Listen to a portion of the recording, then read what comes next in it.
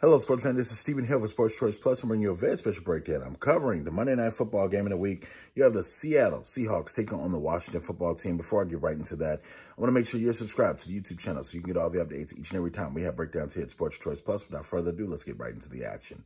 Looking at this game right here, you're looking at a red-hot Washington team that's coming off not one victory, but two victories back-to-back. You're looking at the win over Tampa, and then you got a win over Carolina. Red hot Carolina after they've got Cam Newton back, and that was very impressive what Ron Rivera and company did going to Carolina.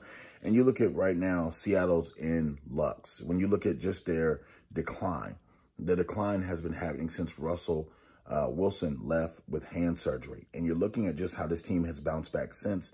They've not really bounced back. You have immaturity things going on with DK Metcalf.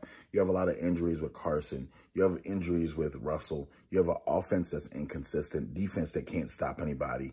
It's a number of things that's frustrating for Seattle right now. You look at head coach Pete Carroll walking out of the press conference and walking back in like nothing happened.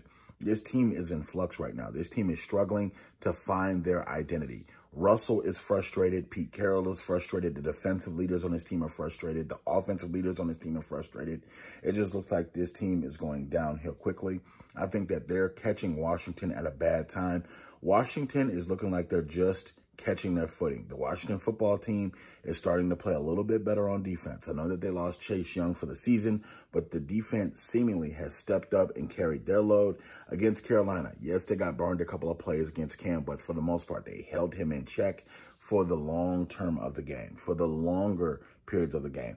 When Cam had opportunities on 3rd and short, they shortened the field so Cam didn't have so much space to work with. They got after him. They literally closed their gaps and ran and got to him a couple of times. When you're looking at what they can do against Seattle, the same blueprint. It's Russell Wilson, which is just a shorter version of Cam, a shorter, more accurate version of Cam. If you get to Russell Wilson early on, just hit him. Just make sure you hit him. Put your hands on him. Let him know that he's there. If you're the defensive side of the ball, you don't want to rush anything because literally if you're rushing, Russell Wilson will take off on you. He has wheels. He does have wheels to get outside the pocket and do things. And what Russ benefits from, he's one of the kings of junkyard football. This means when the play breaks down and he has to get out the pocket and run and scramble and look down the field and throw it, he's one of the best playmakers on the field at all times. So you got to keep in mind, he can make every throw. He's strong-armed as a quarterback, and he literally can zip it. So if I am Washington, I want to use the same game plan I used against Cam Newton directly on Russell Wilson, and I think they'll be successful. I'm picking the Washington football team to beat the Seattle Seahawks this Monday. I think that